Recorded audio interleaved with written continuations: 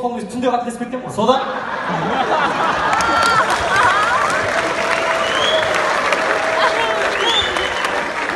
Содан қатемді кешіріңдер деп қойып, біз кешіргенмен өмір кешірер ме екен?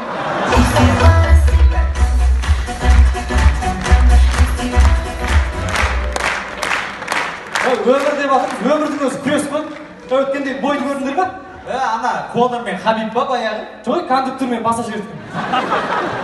Алматының кондукторлары жаман төбелесі деген қояды. Ақсақалдың сақалынан бір төбел ғой.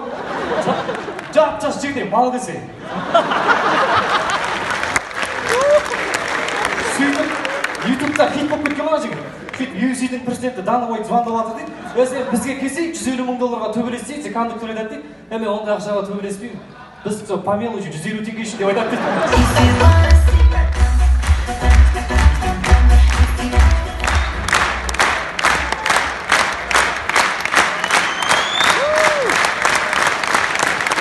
Бос әңгімені қояйық, қызықты әңгіме айтайықшы. Онда жұлдыздар жайлы айтайық. Дұрыс айтады, жұлдыздардың өмірінен басқа нәрсе қызық емес болып кетті ғой. Әншілер бар ғой, күшті флешмоб бастады ғой, кино түсіру дейді. Қайрат Нұртас бастады, Төреғали түсіріп жатыр. Бірақ бәрінен Ақан Сатаев жарап тұр еді. Елбасы туралы кино түсірді. Постерін шығарып қойды, жақында елбасы туралы кино шығарды. Бұл енді жаңа Төреғали Төрәлінің киносы сияқты бюджеттен бір кассадан бюджет көтермесе де бюджеттіктердің барып көретін киносы болайын деп тұр негізі.